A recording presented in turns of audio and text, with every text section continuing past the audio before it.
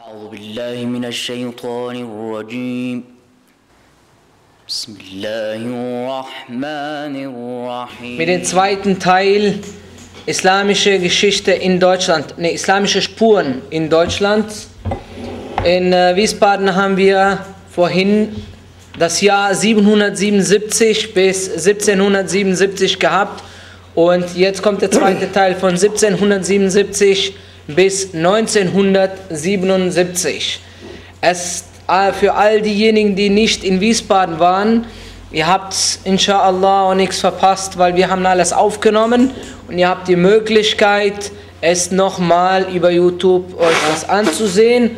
Und wenn es euch ganz gefällt, könnt ihr uns direkt auch weiterempfehlen. Das heißt, alle beiden Teile werden im Internet verfügbar sein für alle Interessierten, die sich für die Geschichte überhaupt interessieren. Kurz zu unserem Gast, Dr. Ahmed Khalifa aus München. Er ist aktiv und arbeitet im Islamischen Zentrum in München, in der Freimann-Moschee, die ist bundesweit auch bekannt. Er ist ein Referent und reist bundesweit und gibt Vorträge über den Islam, arbeitet sehr, sehr viel für die islamische Sache und steht gerne allen Gemeinden deutschlandweit zur Verfügung. Wenn er gerufen wird, so ist er immer wieder gerne bei uns als Gast. Und es ist nicht das erste Mal, dass er hier in Mainz bei uns ist und natürlich auch nicht das letzte Mal. Ich hoffe, dass wir ihn auch gewinnen für Ramadan und nach Ramadan, dass der uns inshallah wieder bescheren wird. Ich möchte auch nicht weiterhin zählen, sondern direkt auch das Wort an unseren Gast Ahmed Khalifa übergeben. Alhamdulillah, wassalatu wassalamu ala Rasulillah. Meine lieben Brüder und Schwestern, assalamu alaikum wa rahmatullahi ta'ala wa barakatuh. Und zuerst möchte ich mich nochmal wieder wirklich bedanken für diese nette Einladung, dass ich nochmal wieder nach Mainz kommen darf. Eine ganz interessante Stadt für mich persönlich, auf jeden Fall. War 86 das erste Mal in Mainz und Alhamdulillah und immer wieder komme ich gerne nach Mainz zurück. Mit ein bisschen Lesung in der Geschichte habe ich auch für Mainz etwas Neues entdeckt und seitdem in den letzten 3-4 Jahren komme ich gerne nach Mainz und rieche ich einen Teil von der alten muslimischen Geschichte, die vor ein paar Jahrhunderten in Mainz stattgefunden hat. Über diesen Teil der Geschichte habe ich in Wiesbaden gesprochen und ob ich nochmal wieder hier darüber sprechen werde, weiß ich noch nicht. Auf jeden Fall, die Geschichte ist so interessant für uns Personen, für manche ist es sehr langweilig, ich weiß schon, es ist in der Schule ein trockenes Fach und viele werden schlafen, darum werde ich ein bisschen laut sein, damit keiner schlafen darf. Es heißt nicht, dass die Leute sind wachsam, weil es interessant ist, sondern weil ich laut bin. Viele sagen, was interessiert uns mit der Geschichte, was ist passiert, so habe ich auch unsere ägyptische Geschichte gesehen. Ich habe niemals die Pyramiden gesehen. Ich habe immer gedacht, es ist ein Haufen von Steinen. Warum soll ich reisen bis dorthin? Der Bus fährt, ich sehe die Pyramide. Es war viel zu Zeit, 15 Minuten zu Fuß zu gehen, zurückzukommen. Habe ich niemals das getan, bis heute. So war jetzt mal meine schlechte Verbindung zur Geschichte. Mit der Schule auch hatte ich immer die Note 4 gehabt, 10 von 20 Punkten. Habe ich einmal 12 bekommen, war ich sehr traurig, warum habe ich so viel gelernt? So bin ich mit der Geschichte früher gewesen und seit gut 30 Jahren habe ich das erste Mal 82 einen Vortrag vom Bruder Mohammed Salem Abdullah, einen Vortrag über die Geschichte des Islams gehört. Vom 1719 bis 1919 war ich total fasziniert, dass Muslime da waren vor 300 Jahren ungefähr in Deutschland. Ich dachte, wow, Alhamdulillah. Aber in Frankreich war ich später und da hat jemand gesprochen von der Geschichte des Islams im Jahre 900 und so war ich traurig. Warum waren die Muslime bis nach Frankreich, aber nicht nach München? Was hat denen gehindert? Und so habe ich recherchiert. Ergebnisse von den letzten 30 Jahren werde ich jetzt mal in 45 Minuten jetzt mal darstellen, dass die Muslime dort früher da kamen. Darum haben wir diese Zahl 777 gewählt. Ist eine der Zahlen, aber Muslime waren auch noch früher da. Aber mindestens schon bewiesen, dass die ersten Muslimen nach Deutschland im Jahre 777 gekommen sind. Einmal nach Paderborn für einen Friedensvertrag zwischen den Muslimen in Andalusien, Saragossa und mit den Karl der Große für den Franken. Da kamen auch Muslime als Geschäftsleute. Ganz im Norden von Deutschland bei Kiel in der Stadt Heit Habu. Bitte alles heute zu Hause googeln. Und diese Geschichten sind alle in Google drin, aber ein bisschen recherchieren. Heit Habu angeben und dann bekommt man, dass die ersten Geschäftsleute aus dem arabischen Raum, vor allem aus Syrien, kamen nach Deutschland hier und die haben einen Zentralmarkt gegründet dort, wo die alles von China über Indien, über Arabien verkauft haben, ob das Statuen von Buddha oder waren die Gewürze oder waren die Textilien aus Syrien.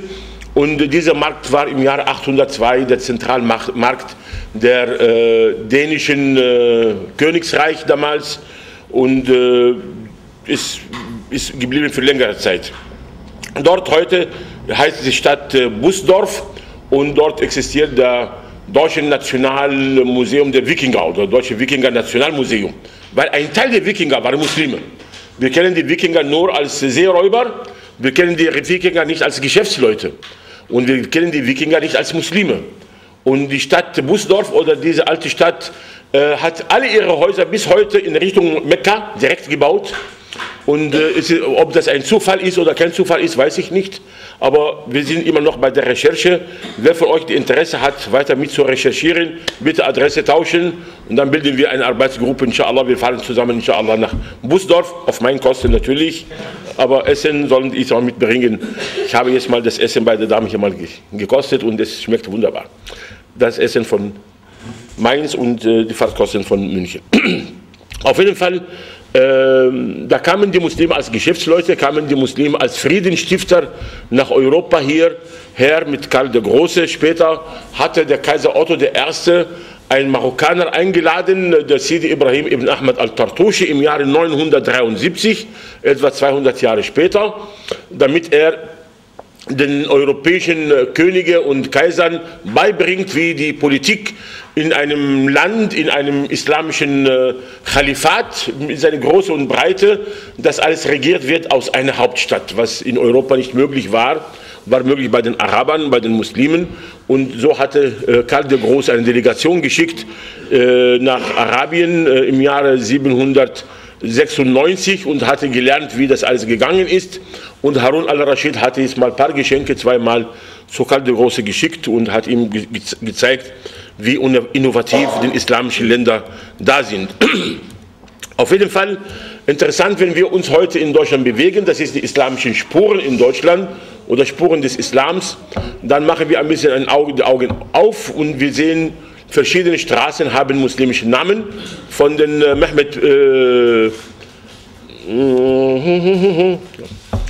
von Gigler Pascha Straße, von Mehmet Emin Pascha Straße, von Türkenstraßen, von Moscheestraßen, von Moscheeweg.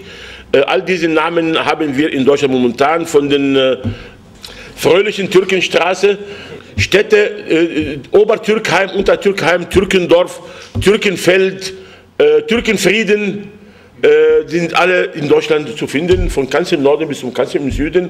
Und all diese Namen haben gar nicht mit den Türken als Gastarbeiter zu tun in den 60er, 70er Jahren, sondern alle sind von dem 17. Jahrhundert, als die Türken als Kriegsgefangenen bei der zweiten Belagerung von Wien nach Deutschland gebracht worden sind. Zu uns nach München hatte Max Emanuel 1000 Türken mitgebracht und wir haben die Türkenstraße außerhalb der Stadtmauer bekommen.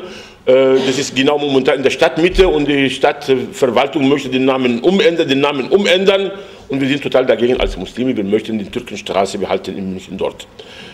Türkei, Türkengasse und all diese Namen sind auf jeden Fall da als Beweis, dass die Türken oder dass die Muslimen in Deutschland waren. Später haben wir auch gesehen, dass der Kontakt mit den Muslimen in Deutschland hatte andere Ebenen bekommen. Es ist die Armeeebene.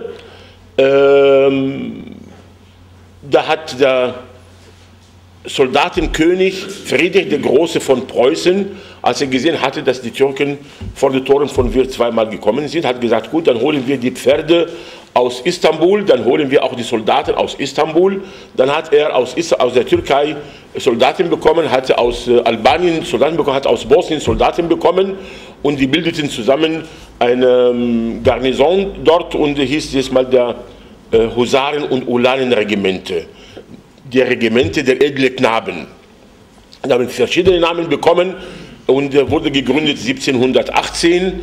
Später hatte der König für den einen Gebetsraum in Potsdam errichten lassen und hat gesagt, und wenn die Türken irgendwann nach Deutschland kommen, dann werden wir für den ihre Moscheen bauen. Das heißt, es ist ein Edikt von einem König, er hat versprochen, wenn die Türken kommen und die Heiden, Türken und Heiden kommen, dann bekommen die auch von uns die Moscheen. Leider heute möchten wir nur eine Baugenehmigung bekommen, wir bekommen es nicht, es wird ein bisschen schwierig als früher, aber Alhamdulillah, ohne Baugenehmigung bildet man nicht mal ein ES und da kann man auch einen Gebetsraum haben oder in der Ecke zusammen beten. Es ist nicht verboten in Deutschland zu beten, es sind andere Probleme bei der Errichtung von Moscheen dabei. Diese Muslime haben so gut gedient in der deutschen Armee oder in der preußischen Armee damals. Und als Napoleon 1802 versuchte, sein Reich ein bisschen größer zu machen, dann wurde er überall in alle Städte Deutschlands begrüßt und empfangen. Da hat gesagt, endlich kommt ein Kaiser, der den Glanz des Kaisertums bringt und die Werte von der Demokratie und von der Proteste mit sich bringt. Und in München hat man gesagt, willkommen lieber Napoleon, aber in der Stadt Eylau in der Nähe von Danzig, war Ostpreußen, ist heute Polen, hat er seinen ersten Verlust gehabt am 7. und 8. Februar 1802 und man hat gesehen, dass gegen ihn hatten diese Husaren den Krieg geführt und haben gewonnen. Und die wurden als den Totenköpfe oder die schwarzen Husaren genannt oder umgenannt. Und die wurden gefragt, warum habt ihr so tapfer gegenüber Napoleon den Krieg geführt? Dann haben die gesagt, als Dankbarkeit für unseren König, der uns eine Heimat gegeben hat und das Beten ermöglicht hat.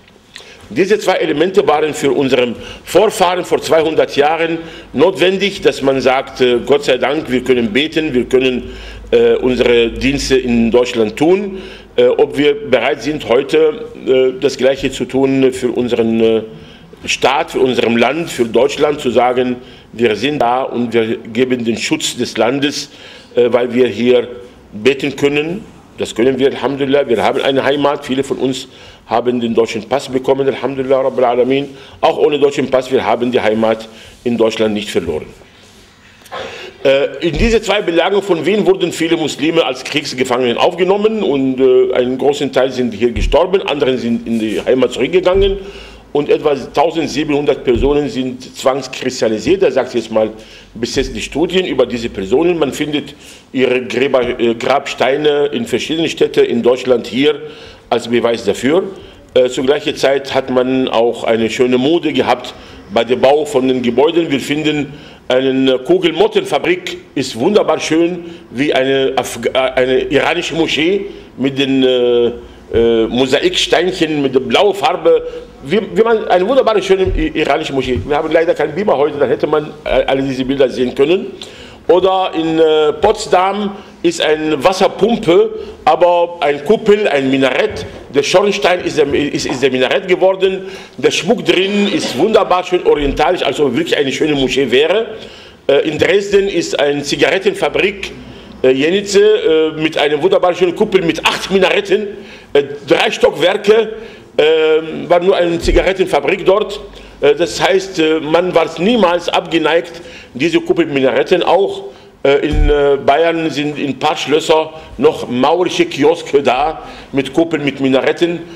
Diese Husaren- und Ulanenregimente werden momentan verewigt in verschiedenen Städten in Deutschland mit einem Denkmal, weil die waren wirklich sehr tapfer und vorbildhaft für die Gesellschaft.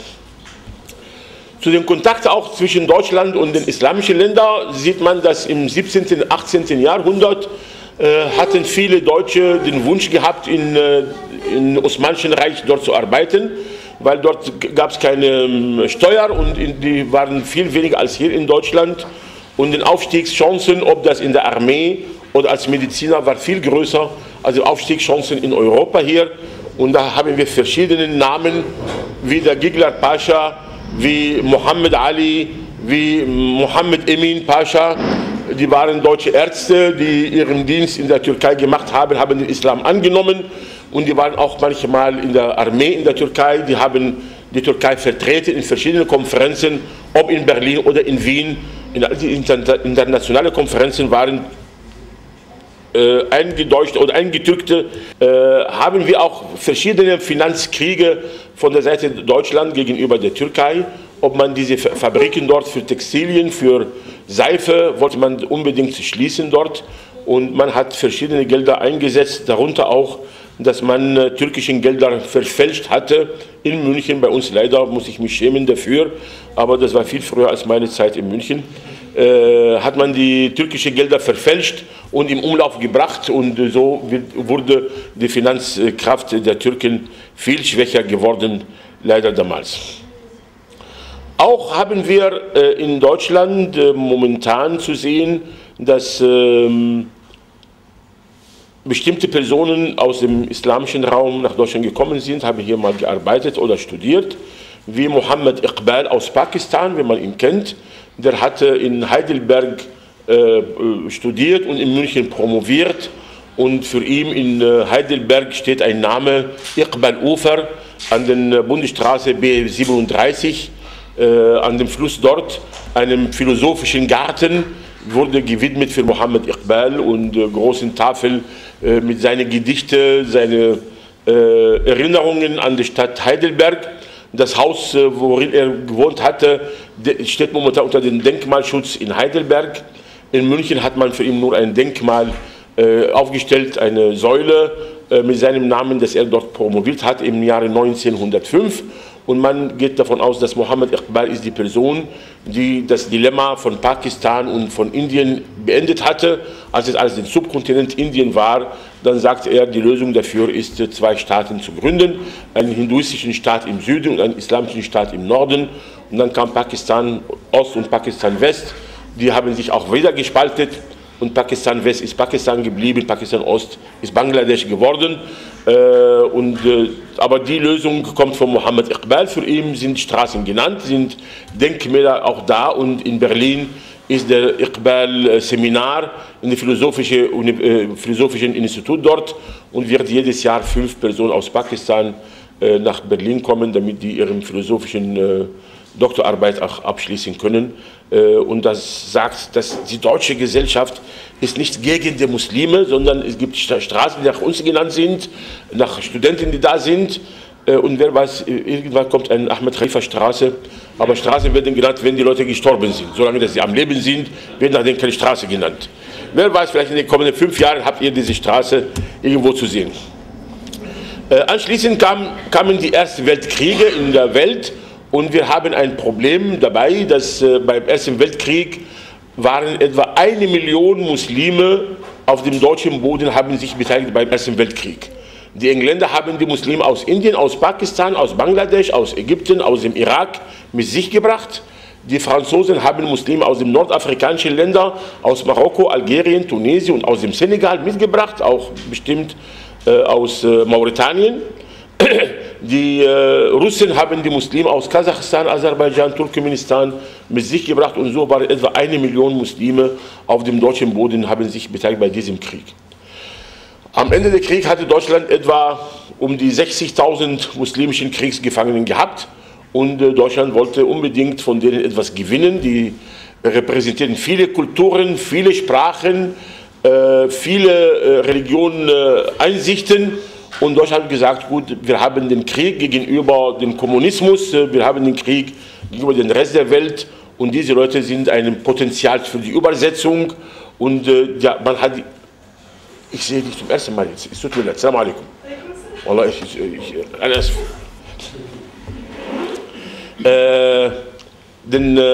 man hat jetzt mal die Leute jetzt mal eingesetzt für den Krieg gegenüber dem Rest der Welt, auf jeden Fall als Dolmetscher. Und für denen wurde ein Halbmondlager südlich von Berlin in der Stadt Zossen eingerichtet. Mit einer wunderbaren, schönen Moschee wurde gebaut.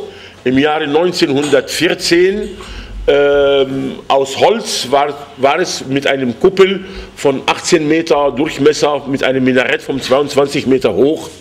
Und diese Moschee war im Dienst für 10 Jahre lang, von 1914 bis 1924. Kriegsgräberstätte in der Nähe von diesem Ort auch bekommen dort. Und man findet heute momentan viele restaurierte Gräber oder die Denkmäler, ein Denkmal für die Muslime aus den russischen Gebieten mit den Namen von den Gefallenen, Ahmadinov und Abdurrahmanowitsch und alle wunderbare schöne Namen sind da zu lesen bis heute, mit goldenen Schriften, wie die Marokkaner das gerne haben, mit Gedichten auf Arabisch, das ist für den marokkanischen oder für die nordafrikanischen Gefallenen, und noch einen großen Sarg aus Marmor für die indischen Muslime, die dort gefallen sind, und für jeden der Inder steht noch ein Stein mit seinem Namen, mit seinem Dienstgrad, mit seiner Division, mit seinem Geburtsdatum, Geburtsort, und da steht mindestens bei 9 Personen, dass sie Imamen waren. Das heißt, die Leute waren nicht nur Soldaten von der Heimat gekommen, sondern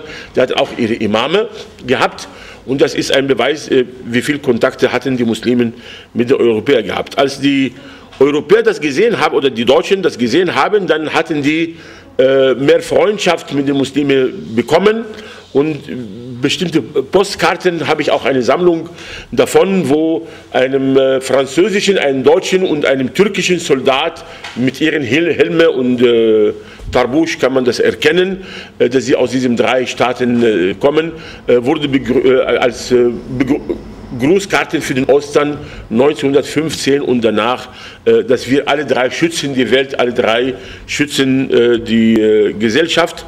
Und man hat es angefangen in der deutschen Armee, gleich nach dem Ersten Weltkrieg auch Muslime bei sich zu haben. Und wurden auch Imamen ausgebildet in Deutschland. Was man heute darüber spricht und diskutiert, kann man in Deutschland Imamen ausbilden. Wir hatten in Deutschland 2 Ausbildungsstätten, in Leipzig wie in Göttingen. In Leipzig für die schiitischen Muslime, in Göttingen für die sunnitischen Muslime. Das Problem ist nicht neu für uns heute, sondern Deutschland hat das ganz früh anerkannt, dass die Muslime sich in diese 2 Richtungen da sind, gespalten haben. Und da war die Ausbildung da. Und die Ausbildung hatte 3 Jahre gedauert, für die Leute im Gefangenschaft nach dem Ersten Weltkrieg auf jeden Fall. Und die Imame wurden teilweise auch von der deutschen Regierung bezahlt. Es kamen nicht nur diese Personen nach Deutschland hier, die in Kriegsgefangenschaft, aber nachdem der Krieg zu Ende war, hatte Deutschland die Kriegsgefangenen ausgetauscht mit deren Nachbarn, mit den Franzosen. Und die Franzosen haben gesagt, wir haben zu viele Kriegsgefangene, Deutschland hat auch Kriegsgefangenen, und so hat Deutschland seine Leute bekommen und Frankreich seine Leute bekommen. Und es waren noch in Deutschland über 80.000 französischen Kriegsgefangenen da. Und da waren keine Menschen zum Tausch da gewesen. Und die Franzosen waren sehr schlau.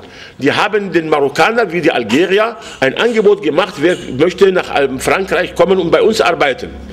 Und diese Arbeiter, die geworben worden sind nach dem Ersten Weltkrieg von Marokko wie von Algerien, wurden für den Tauschgeschäft gemacht. Man hat die Algerier, die Marokkaner nach Deutschland geschickt und die französischen Soldaten nach Frankreich bekommen. 1:1. Als die Engländer das gesehen haben, haben sie gesagt, gut, dann tauschen wir auch jetzt mal Ägypter und Inder gegenüber unserem Soldaten dort, aber 2:1. Da waren 2 Ägypter gegen einen Engländer. Auf jeden Fall, das war jetzt mal das Tauschgeschäft, und so waren nach dem Ersten Weltkrieg viele Muslime in Deutschland da gewesen. Hunderttausende von Muslimen waren in Deutschland, und die haben gelebt bis zur Weimarer Republik, bis das Problem mit dem Nationalsozialismus in Deutschland. Und nochmal wieder hat Deutschland die Muslime im Einsatz bekommen. Als man sich in Richtung Osten bewegt hatte, dann wollte man diese Leute auch dabei haben als Dolmetscher im Osteuropa, was man getan hat. Und als man die Konzentrationslager gegründet hat in Deutschland, in Europa, dann wollte man auch jemanden als Wächter einstellen, und wäre schön in Polen noch polnische Leute und für die osteuropäischen Wächter. Und ein Teil dieser Muslime wurden auch als Wächter in dem Konzentrationslager aufgenommen. Die haben 1 Jahr lang gedient als Wächtern, aber danach haben die gesehen, welche Grausamkeiten sind von den deutschen Soldaten dort passiert. Die haben dagegen rebelliert, und dann wurden die auch als Konzentrationslager Häftlinge gekommen. Die waren Wächter irgendwann, danach waren die jetzt mal als verhafteten Personen aufgenommen in diesem Haften. Es waren in Deutschland 662 Konzentrationslager, und im 19 davon ist schon bewiesen, dass Muslime als Gefangenen aufgehalten worden sind. Waren Tausende, Zehntausende, Hunderttausende, mindestens sind bewiesen 160.000 in diesen 19 Konzentrationslagern. Leider hat man lange Zeit darüber nicht gesprochen, dass Muslime mit den Juden, mit den Christen, mit den anderen in den KZs gelitten hatten. War der Grund dafür, einer der großen Gründe, dass die meisten dieser Personen kamen aus dem algerischen Raum. Und als die KZs in Deutschland befreit worden sind, vor allem der Dachauer Konzentrationslager im Mai 1948, hatten diese Leute 45. Im Mai 1945 hat man am nächsten Tag in Algerien ein Massaker von der französischen Armee und man hatte 45.000 Algerier an einem Tag ermordet. Das war schon, die Franzosen haben eine Stillphase geführt während des Krieges, und als der Sieg gekommen ist und das letzte Konzentrationslager in Dachau befreit worden ist, haben sie die Rache geübt gegenüber den Algeriern. Die Franzosen sprechen von 40.000 Algerier, von 46.000. Auf jeden Fall, ob an einem Tag 40 oder 45.000 ermordet worden sind, spielt keine große Rolle.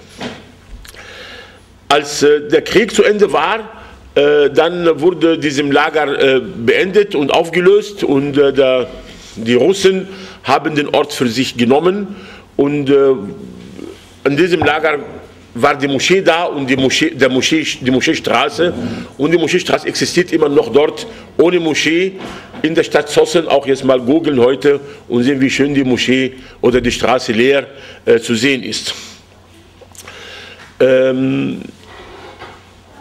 Die Leute vom Konzentrationslagern, wie gesagt, als es befreit wurde, sind sie in die Heimat zurückgegangen, und jeder Algerier hatte sich geschämt zu sprechen, dass er gelitten hat in Deutschland, weil die Familie hat gesagt: Warum bist du nach Frankreich gegangen? Warum hast du jetzt mal gesucht, bei den Feinden einen Job zu haben? Warum wolltest du den Feind dienen? Und da schwiegen die Leute und die haben darüber nicht gesprochen. Und ihre Länder haben auch darüber nicht gesprochen, weil die haben Halbverräter gesehen in ihren Gesellschaften. Und von der anderen Seite auch wurde Palästina verloren, und kein Mensch hatte in der arabischen Raum die Kraft gehabt, über sein Leiden zu sprechen, wenn man sieht, dass Jerusalem verloren geht und Palästina von den Juden annektiert wird, haben alle Leute geschwiegen die ganze Zeit. Noch ein Grund dafür ist, dass die Statistiken damals wurden alle diese Menschen als Franzosen geführt. Frankreich sprach von den Algeriern nicht Algerier, sondern als Franzosen. Die sprach von den Marokkanern als die Franzosen. Das heißt, in Deutschland kamen keine Franzosen offiziell, aber ein Professor Gerhard Höpp aus Berlin vom Zentrum für Moderne Orient hatte im Jahre 2003 eine große Studie gehabt und hatte die Archive von all diesen Konzentrationslagern besucht und gelesen, und dann fand er den Namen der Franzosen, ist Bin Shuaib und Bin Hamid und Bin Abdallah, und die Bilder von den Leuten mit ihren kapuzenformigen Kleider und Überzieher, gesagt, es gibt keine Franzosen, die diese schöne dunkle Farbe haben, den schönen Schnurrbart haben und diese Kleiderformen haben und heißen Bin Shuaib und Bin Abdallah. Die sind alle die nordafrikanischen Muslime, die dort waren, und hat er jetzt mal die Namen gesammelt und die Geschichte von den Leuten hat er angefangen zu schreiben. Leider ist dieser Mann im Dezember 2003 verstorben, als er im Archiv vom Außenministerium in Berlin saß und wollte das weiter verfolgen und die gesamte Geschichte. Er hat momentan 48 Umzugskartons sind voll mit Archivmaterialien, braucht nur, dass jemand das bearbeitet. Das Institut gibt das, wenn man für den 5 Millionen Euro bezahlt, ist der Preis dafür. Und alle Araber, die wir kontaktiert haben, sind nicht bereit, für dieses Material 5 Millionen zu bezahlen. Sie sind bereit, 15 Millionen zu bezahlen für einen zoologischen Garten oder für eine Diskothek oder Spielcasino.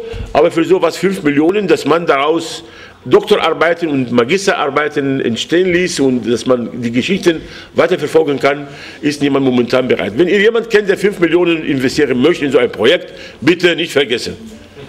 Habe ich ein Zeichen bekommen, ist schon erledigt, um Armeekauf geworben, und die Armeeindustrie in Deutschland ist ein bisschen stärker geworden.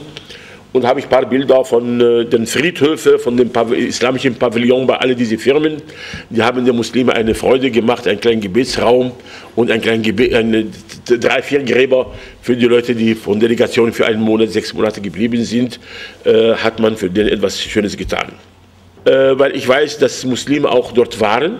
Wenn Denkmäler da sind für den Opfer des Nationalsozialismus, dann gehe ich auch gerne dorthin und lese ich Al-Fatiha für die Leute, die dort gestorben sind, weil die waren nicht nur, man soll das nicht privatisieren, dass die einzigen, die gelitten haben, sind die Juden, sondern wir sind auch ein Teil von den Leidenden und auch die Christen haben auch darunter gelitten und das ist ganz interessant. Interessanter auch dabei, wenn man sagt, warum diese Leute in den KZ aufgenommen worden sind. Einer der größten Gründe war die Freundschaft zu den Juden.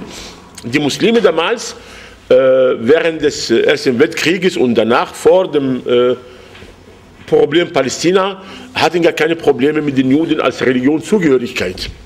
Ein Brief ist vor mir momentan da, von dem Jahre 37, wo der islamische Religionsgemeinschaft in Berlin wurde verurteilt, weil die den Juden in Berlin in Schutz genommen haben. Und die haben gesagt, wenn die Leute willkürlich auf der Straße festgenommen werden und man feststellt, dass die Juden sind, die werden in ihrem Leben vielleicht verlieren.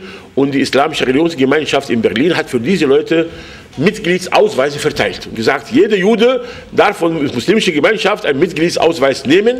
Wenn er auf der Straße festgehalten wird, dann kann er sagen, ich bin Moslem. Zu dieser Zeit waren die Muslimen wurden besser behandelt als die Juden und da steht im Brief da, in der oben bezeichneten Angelegenheit teilen wir Ihnen mit, dass sich die Gesellschaft der Muslime in Berlin aus Angehörigen der verschiedenen Rassen und Völker zusammensetzt. Die Zusammenkünfte finden meist in zwangloser Form statt. Besucher sollen vor allem Professoren, ehemalige Offiziere und so weiter sein. Heute sind wir alle Gastarbeiter und arme Leute. Bei diesen Zusammenkünften sollen, sofern die Teilnehmer glauben, unter sich zu sein, abfällige Bemerkungen über den Nationalsozialismus und seine Führer gemacht werden. Es handelt sich bei der obigen Gesellschaft mehr oder weniger um einen Unterschlupf für reaktionäre Elemente. Noch weiter? Im Übrigen gehören mehrere Juden zur Gesellschaft. Die Gesellschaft war insbesondere in den Jahren 1933, 1934 Unterschlupf- und Absteigequartier für Kurfürstendamm-Juden. So wurde jetzt mal die Moschee in Berlin unter diesem Vorwand kontrolliert und durchsucht, weil die haben jetzt mal irgendeinen Beweis gesucht, ob die Juden dort fälschlicherweise diese Ausweise bekommen haben. Es ist nicht nur die einzige Möglichkeit, wo die Muslime in Europa versucht haben, den Juden zu helfen, sondern auch die türkische Staatsregierung hatte damals einen Erlass gegeben, wenn irgendein Jude in irgendein türkischen Konsulat oder Botschaft in Europa kommt, wird er sofort auf die erste mögliche Maschine in die Türkei geflogen. Er darf nicht in Europa bleiben. Und das haben auch die Türken getan. Und dafür wurden an einem Tag 1262 Türken festgenommen, weil die den Weg zum Botschaften ermöglicht haben. Und die wurden nach Buchenwald geschickt, wo die auch vergast worden sind. Das heißt, wenn man auch jetzt mal von dem Gaskammer spricht, dann sind nicht nur die Juden, die dort jetzt mal ihrem Leben damit bezahlt haben, sondern auch viele Muslime haben damit ihrem Leben bezahlt. Die Marokkaner, die in Frankreich waren, haben die Franzosen, die an der Front geschickt gegenüber Deutschland, gesagt, wenn ihr heil zurückkommt in die Heimat, dann bekommt ihr die französische Staatsangehörigkeit. Und so hat man jetzt mal als Futter für die Kanonen gegeben an der Front von dem Krieg gegenüber den Deutschen. Aber die Marokkaner sind ganz hübsche Junge und die haben sich befreundet mit deutschen Damen. Und die haben deutsche Damen geheiratet und haben Kinder bekommen. Und die Kinder wurden als Mischlinge jetzt mal genannt und damit diese Mischlinge keine Kinder zeugen, wurden alle diese Kinder sterilisiert. Das ist auch jetzt mal noch ein Problem, wie man mit den Nicht-Deutschen gegangen ist, mit ein Teil der Muslime, die in der deutschen Gesellschaft gelebt haben und ob das in Mauthausen oder in den anderen KZs ist, sind die Beweise dafür die bestimmten Namen von diesen Personen. Man spricht momentan, ist in der Mode über die Roma und Sinti und ihre Probleme. Man versucht ihnen ihre Rechte zu geben, aber wir vergessen, dass ein Teil von diesen Roma Muslime sind. Die Roma sind die Muslime, die Sinti sind nicht Muslime. Und für denen sind kaum Denkmäler in Deutschland. Man hat das beantragt, dass ein Denkmal in Berlin kommt wo in Berlin ein großes Denkmal da ist auf einem Hektar großen Areale, in Mitte von Berlin, neben dem Bundestag. Und endlich letztes Jahr wurde ein Denkmal für die Sinti und Roma auf der anderen Seite vom Bundestag eröffnet oder preisgegeben. Ist ganz interessant, dass man jetzt gibt es zu, dass 1,5 Millionen Sinti und Roma von dem Nationalsozialismus ermordet worden sind. Das ist jetzt mal in diesem Denkmal zu sehen. Vorher hat man über den Zahl nicht gesprochen, man hat von 50.000 gesprochen, man hat von 200.000 gesprochen. Jetzt ist offiziell über 500.000 Personen sind ermordet worden, weil die einer anderen Rasse zugehören und in Deutschland einmal gelebt haben. Diese Orte würde ich jetzt mal sagen, liebe Leute, wenn jemand in Berlin da ist, muss man schauen, sehen wir diese Orte von der Geschichte. Und in eurer Nähe hier in Oppenheim habe ich jetzt mal die Nachricht bekommen, dass diese Husaren- und Ulanenregimente waren auch hier mal, hatten eine Station gehabt und haben auch ihre Husarenstraße in Oppenheim. Und bald, inshallah, komme ich extra für einen Besuch hier. Du hast mir versprochen, Gast zu sein bei dir zu Hause privat mit einem Abendessen. Wunderbar. Gut. Das hast du alles aufgenommen, ja? Auslöschen. Nach dem Ersten Weltkrieg waren die Muslime da, auf jeden Fall. Bis zum Zweiten Weltkrieg waren die in der Gefangenschaft. Da kommt ein Problem von der Rolle von Hajj Amin al-Husseini, der Obermufti von Jerusalem, dass viele sprechen, er hatte den Nationalsozialismus den Rücken gestärkt und er war eine rassistische Person gegenüber den Juden.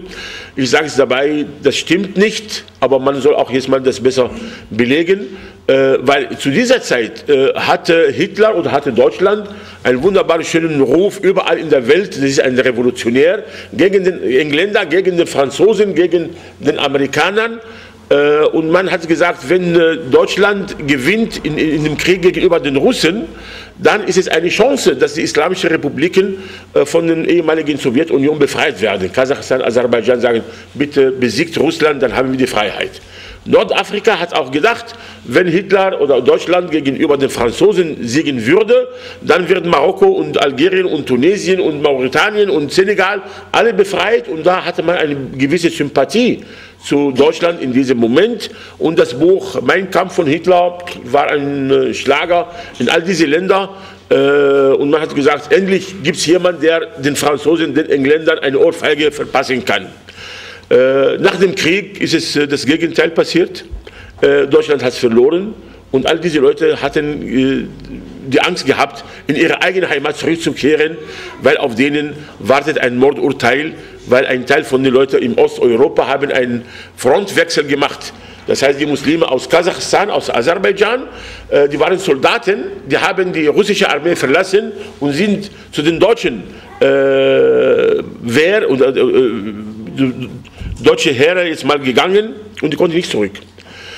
Die Amerikaner mit den Russen haben einen Vertrag nach dem Zweiten Weltkrieg jetzt mal abgeschlossen. Man soll für diese Leute die Chance geben, dass sie langsam nach Deutschland sich bewegen. Die dürfen in der Heimat nicht bleiben, aber müssen jetzt mal gerettet nach Deutschland kommen. Die sind zu Fuß gegangen, 100 Kilometer weiter. Die haben eine kleine Pause gemacht bei bestimmten Dörfern, haben die Leute in Saisonarbeit geholfen, bis sie nach Deutschland gekommen. Der im Süden von Deutschland, von Europa gedient hatte, ist nach Baden-Württemberg und Bayern angekommen. Wer im östlichen Teil ist nach Bayern gekommen. Und so sind zwei große Gemeinden haben sich gebildet, Ende der 40er Jahre, Anfang der 50er Jahre in der Städte München und Nürnberg. Wobei die bayerische Staatsregierung für diese Leute eine besondere Stellung gegeben haben. Man hat hier den gewanderten muslimischen Verein gegründet und der Staat hatte für 2 Imamen den Gehalt bezahlt, was gegen das Neutralitätsprinzip in Deutschland da ist. Deutschland kann keine Stadt eine Religionsgemeinschaft unterstützen. dass man sagt, das ist die Trennung zwischen Staat und Religion. Aber da war es jetzt mal ein Sonderfall von den 50er Jahren bis zum Anfang der 70er Jahre, wo der deutsche Staat für diese Imame in Nürnberg und München bezahlt haben und auch ein Grabteil in einem Friedhof in München für diese alten Leute. Und ihre Zeitschrift, die hatten eine Zeitschrift, Islamische Revue, auch jetzt mal ausgegeben. In verschiedenen Sprachen wurde in der Bayerische Staatsdruckerei gedruckt und verteilt. Das war eine wunderbare, schöne Arbeit in den 50er Jahren. Man spricht heute, und da gibt es bestimmte Bücher, die sprechen über diese Zeit in dem Kontakt zwischen CIA, den Amerikanern, und den Deutschen, wo die Amerikaner den Deutschen befohlen haben oder unter Druck gesetzt haben, sie müssen das tun, damit man von diesem Potenzial von den Muslimen Nutzen nehmen kann, in dem Kalten Krieg zwischen dem Westen und Osten gegenüber dem Kommunismus, dass diese Leute auch haben verschiedene Sprachen bei sich, hatten Rechtsanwälte und Lehrer gehabt und Handwerker, und die haben alle bei den Amerikanern gearbeitet manchmal, und die Amerikaner haben geholfen, dass für denen eine Infrastruktur in Deutschland gegründet wird. Auf jeden Fall, das war ein Teil der Geschichte der Muslime in Deutschland. Später sehen wir, dass Deutschland hatte es nötig gehabt, Handwerker zu haben für die Arbeit. Viele der Männer sind im Krieg gefallen und die anderen sind in Gefangenschaft, und die anderen sind die Arme amputiert und können nicht arbeiten. Und die deutschen Frauen haben sehr gute Arbeit geleistet. Die haben das Land wieder aufgebaut. Ob das mit den Häusern, ob das mit den Straßen, ob das mit den Schulen, diese große Leistung kann die Geschichte auf gar keinen Fall vergessen, was die deutschen Frauen nach dem Krieg getan haben, bis man gesagt hat, dann brauchen wir Arbeiter vom Ausland. Am Anfang war es im Jahre 1955, wo man die Saisonarbeiter für die Landwirtschaft geholt hatte. Da kamen die Leute am meisten aus südeuropäischen Räumen, aus Italien am Anfang, aus Spanien danach.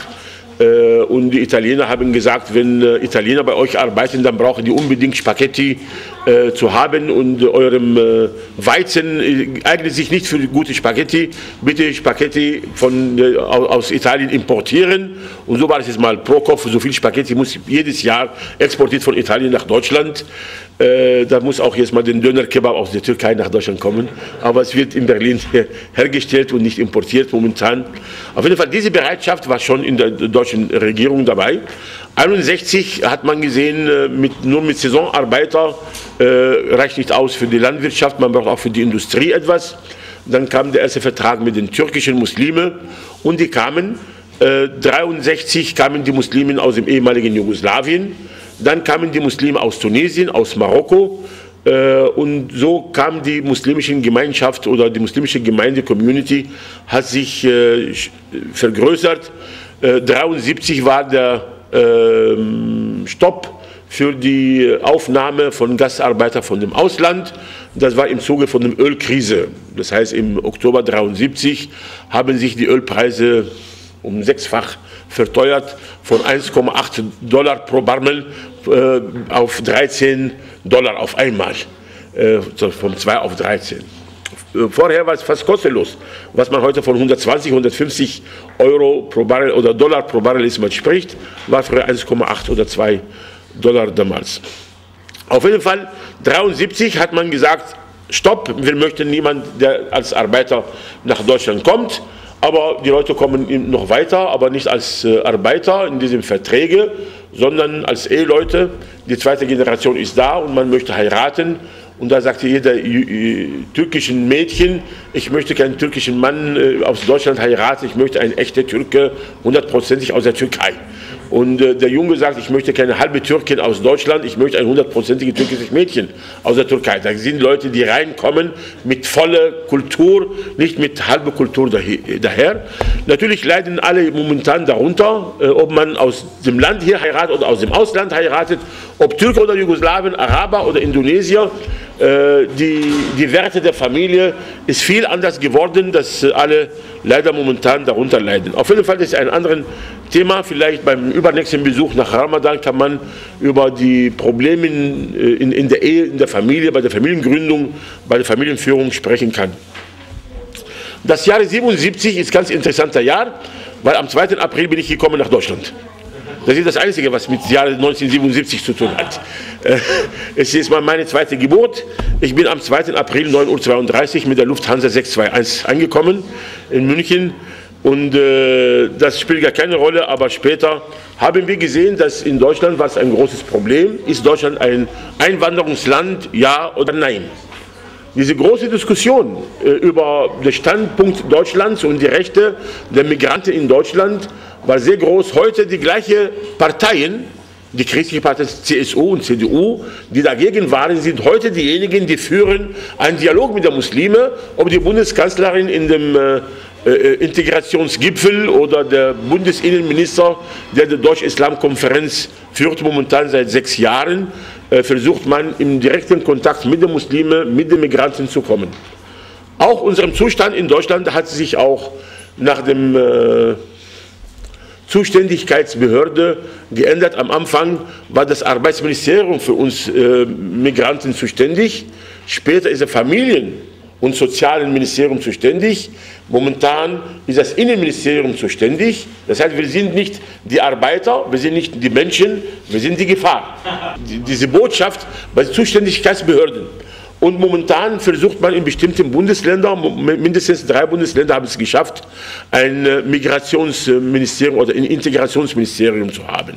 In Nordrhein-Westfalen ist ein Integrationsministerium, in Berlin ist ein Integrationsministerium, bei euch schon Ministerium? Wunderbar. In anderen Ländern ist entweder ein Integrationsbeauftragter, der zum Ministerpräsidenten direkt jetzt mal seine Zuständigkeit hat, oder beim Arbeitsministerium oder beim Sozialministerium, aber nirgendwo bei dem Innenministerium, außer in Bayern bei uns. Nur in Bayern ist immer noch das Innenministerium und sein Beauftragter für uns zuständig. Das ist die Einsicht der Bayern, auf jeden Fall für unsere Fundamentalisten, die im Lande da sind, wie man das alles bekämpfen möchte. In den Jahren 92 bis 2001, gute 9 bis 10 Jahren, war eine gute Zusammenarbeit, wo diese Angst vor den Ausländern, wo diese Angst von den Migranten ein Ende bekommen hat, wo man gesagt hat, die gehören nicht zur Gesellschaft oder Deutschland ist kein Migrationsland, hat man gute Kontakt mit den Muslimen bekommen. Das Jahr 2001 mit dem 11. September hat einen Knick in der Beziehungen gebracht mit sich, und vieles, was früher ein Vertrauen hatte, wird misstrauisch gesehen. Die Kleider der Frauen spielen momentan eine große Rolle. Die Herkunft von den Männern einen Beruf bekommen haben und Akademiker sind, bekommen ein Verbot, dass sie arbeiten, weil sie Lehrer sind, weil sie in einer Funktion tätig sein können, wo die in der Gesellschaft ein Ansehen und dass sie etwas bewirken bei der neuen Generation von den Kindern. Wir haben gesehen, dass viele Kinder in der Schulen zu den Kopftuch tragenden Lehrern gegangen und ihrem Vertrauen ausgeschüttet haben, ihrem Angst. Mädchen wie Jungen haben mit den Lehrern gesprochen, alle haben es verloren. Leider ein Teil von diesen Lehrerinnen arbeitet nicht in Deutschland, sondern die haben Deutschland verlassen nach Österreich, wo die dort besser arbeiten können. Wir haben auch noch ein anderes Phänomen dabei, dass etwa 30% von unseren türkischen Akademiker Deutschland den Rücken geben danach und gehen in die Türkei zurück. In der Türkei geht alles bergauf momentan, wirtschaftlich gesehen, in der Industrie, in der Wirtschaft, in der Medizin, und viele, die in Deutschland bangen und Angst haben für ihren Ruf und für ihre Würde, dann gehen die weg. Momentan ist das Problem in Frankreich mit dem Gesichtsschleier, und in Deutschland will man auch jetzt mal darüber sprechen. Damit das alles gelöst wird, hat der Bundesinnenminister in Deutschland im Jahre 2006, vor 6 Jahren, eine Deutsch-Islam-Konferenz zum Leben gerufen und gesagt, wir können über all diese Details sprechen, wenn 15 Muslime mit 15 Deutschen zusammensitzen und sprechen über die Probleme. Leider war das Ergebnis am Schluss, dass diese 15 Muslime sind 4 Personen, die vertreten die muslimischen Moscheen und Gemeinden, und die anderen 11 Personen sind Freunde vom Innenminister. Einer hat ein Reisebüro, der andere ist ein Schriftsteller, ein dritter ist Politiker, der vierte ist ein Ex-Moslem oder ein Ex-Muslimin. Die führen jetzt mal ihre eigene Gemeinde, sagt jetzt mal Verband der Ex-Muslime. Das heißt, Ex-Muslime repräsentieren die Muslime, wobei Ex-Katholiken repräsentieren nicht die Katholiken. Und Ex-Deutschen repräsentieren nicht Deutschland. Und Ex-Ägypter in Ägypten nicht kandidieren und repräsentieren. Aber die Ex-Muslime haben einen Platz unter diese 15 Personen. Man hat es gesehen, diese 4 sind gegen 26. Und da weiß man ja schon selbstverständlich, welche demokratischen Ergebnisse da kommen können. Aber die Muslime haben gesagt, auch wenn wir nur 4 Personen zusammen da sind, wir sollen geschlossen zusammenarbeiten, was vorher aus der Seite der Muslime nicht notwendig war. Wir haben das noch nie gesehen in der islamischen Community, dass die Einheit der Muslime, die theoretisch in alle unsere Köpfe drin ist, dass es für unseren Alltag und für das Überleben notwendig ist. Und so hat man eine der positiven Nebenwirkungen der Deutsch-Islam-Konferenz, war es, dass diese 4 große Gemeinden haben gebildet der islamischen KRM-Koordinierungsrat der Muslime in Deutschland. Das war nur dafür, damit diese 4 geschlossen zusammen in diesem Konferenz vertreten werden. Es hat sich ein bisschen gebessert, die Atmosphäre, aber bei dem zweiten Deutsch-Islam-Konferenz vor 2 Jahren hat man Milli Görüş oder den Islamrat abgeladen, nicht mehr eingeladen, und Zentralrat ist auch weg. Und der Bundesinnenminister holt andere 2 Personen, gar kein Problem. Er hat noch auch die Alawiten, hat auch noch die Professoren der Universitäten, und ein Professor in München dort sagt, ich bin kein Moslem mehr, ich habe Probleme mit meinem Glauben. Er sitzt momentan einer von diesen 4. Die repräsentieren die Zukunft des Islam in der Gesellschaft. Das sind kleine und große Probleme.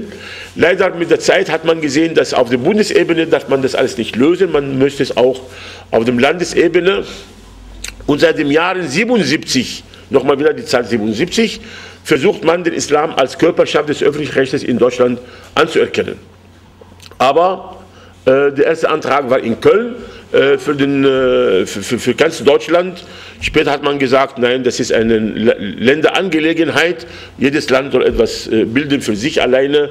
Und so hat jedes Bundesland eine islamische Religionsgemeinschaft gegründet, aber wurde keine von denen anerkannt. Er hat auch hier jetzt mal sowas versucht, und der Versuch auch bei euch hier ist jetzt mal in Hessen, ist nicht bei euch, bei den Nachbarn, war vorbildhaft für viele Muslime, aber bis heute hat auch jetzt mal seine Früchte nicht gebracht.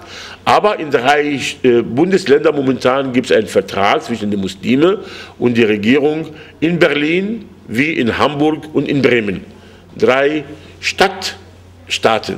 Oder bei denen ist es möglich in einem Vertrag, dass man sagt, welche Rechte bekommen die Muslime und welche Chancen haben die in der Gesellschaft. Es ist nicht viel anders, oder es ist gar nichts mehr, als was der Grundgesetz der Muslime als Recht gegeben hat. Aber momentan in dem Politikum ist ein Vertrag da, beide haben unterzeichnet, dass es ein Recht für die Personen da ist.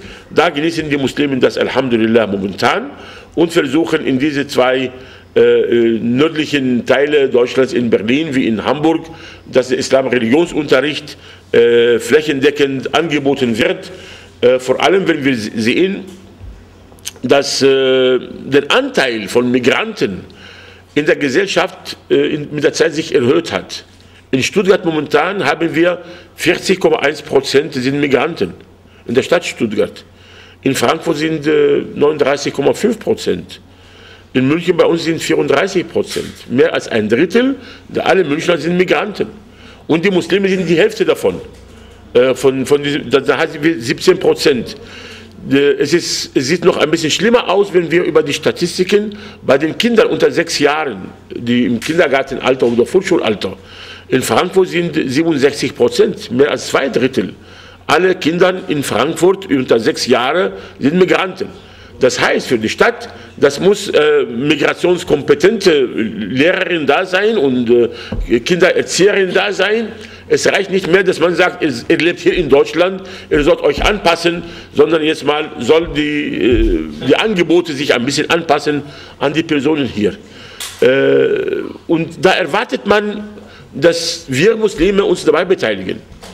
Und leider beteiligen wir uns jetzt mal sehr wenig. Wir haben Forderungen, wir schimpfen, wir sind laut manchmal, oder wir schweigen und wir sagen, wir haben kein Interesse, wir haben nur Vertrauen in der Gesellschaft.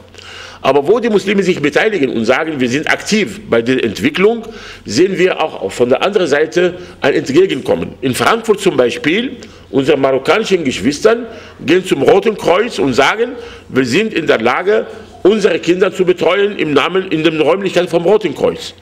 Das lässt, dass das Rote Kreuz jedes Jahr für die marokkanische Gemeinde einen Saal mietet für das Festgebet oder für die Festfeierlichkeiten.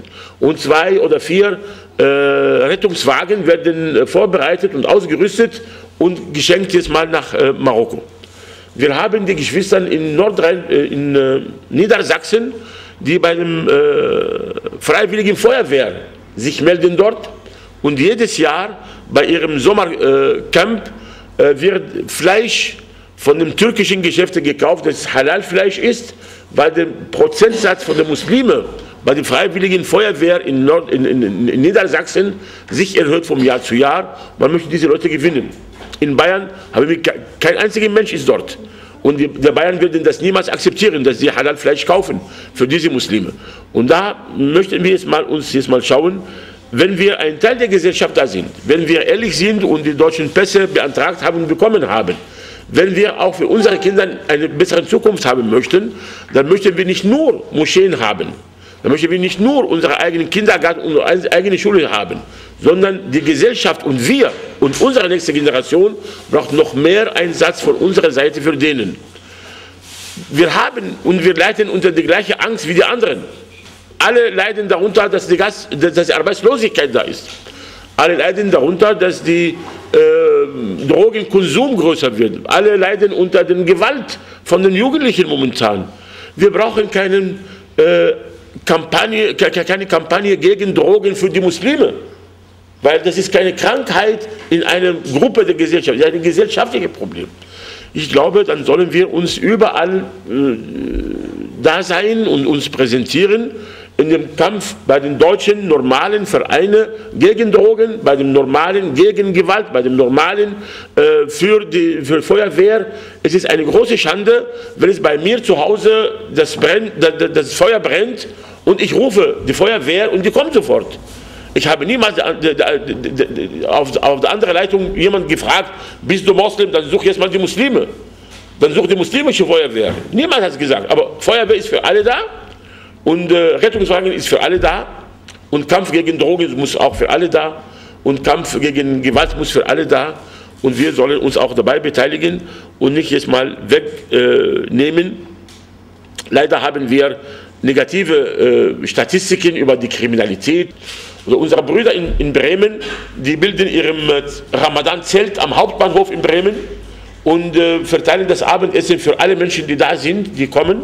Die kommen im Gespräch, zwangsläufig jetzt mal miteinander in diesem Zelt, 1 Stunde vor dem Maghrib-Gebet bis zum Isha-Gebet zusammen und alle sind zufrieden damit. Dass es Schule macht in verschiedenen Städten in Deutschland momentan. In Marburg zum Beispiel, die machen es aber nur für 3 Tage. In München habe ich bis jetzt noch keine Genehmigung bekommen für so ein Zelt. Wir haben unserem Zelt auf dem Geländer von unserer Moschee, das heißt wieder isoliert, ganz im Norden von der Stadt, wo kaum Nicht-Muslime zu uns kommen, vielleicht von dem Nachbarn oder von anderen Freunden kommen welche, aber wir möchten uns öffnen und sagen, Ramadan ist für uns ein Monat des Fastens, aber für die anderen auch ein Monat der Freude, dass man sich kennenlernt, inshallah. Das ist jetzt mal auf jeden Fall ein großer Teil von unserer Geschichte in Deutschland momentan. Unsere Moscheen sollen neue Aufgaben haben, dass sie sich auch öffnen für die Öffentlichkeit, für die Gesellschaft, für die Freunde. Nur ein Tag der offenen Tür einmal im Jahr reicht nicht mehr aus. Darum ist so ein Projekt wie dem Islamischen Informationsservice sehr interessant und sehr wichtig, dass das auch in allen Bundesländern, in anderen Städten langsam kommt, dass die Leute wissen, wenn wir Informationen über die Muslime haben und brauchen, wir haben eine Stelle, wir brauchen Statistiken, wir brauchen ein Gespräch, wir brauchen Stellen, wir möchten wissen, wo gibt es den Arzt hier, wo gibt es ein Restaurant hier, egal von welcher Information die Leute brauchen.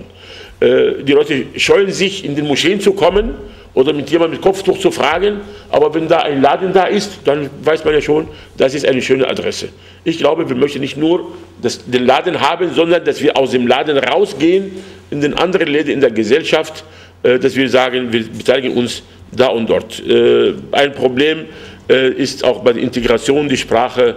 die wir alle leider und ich vor allem nicht gut gelernt haben, muss man das nachholen. Die Moscheebauten, bis jetzt gibt es einen großen Krach, wie eine Moschee aussehen soll, weil entweder möchten die Türken eine türkische-osmanische Moschee bauen und die Marokkaner eine marokkanische Moschee bauen.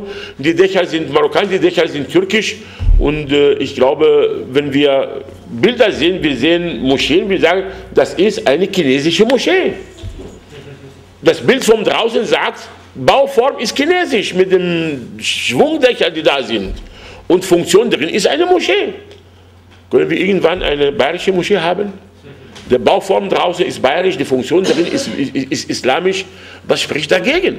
Warum möchten wir unbedingt entweder eine ganz moderne Moschee, die gar keinen Geschmack hat, die ist weder deutsch, noch amerikanisch, noch arabisch, noch türkisch, ist gar nichts, ist nur etwas Modernes, ein Klotz von Zement und von Glas. Oder das machen wir jetzt mal von der Heimat, wobei weder unsere Kinder noch unsere Nachbarn. Ich glaube, in diesem Raum momentan sind 1, 2, 3, 4, 5, 6, 7, 8, 9, 10, 12 Nationalitäten sind drin in diesem Raum momentan. Wer sagt, dass diesem Raum muss arabisch oder türkisch oder albanisch oder afghanisch sein? Es ist die Mischung für uns, diese Vielfalt, die Allah subhanahu wa ta'ala uns gegeben hat, möchten wir unsere Räume haben.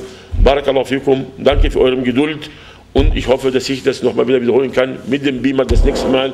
Aber nicht eine Stunde, sondern 2 Tage. Jazakumullah khair.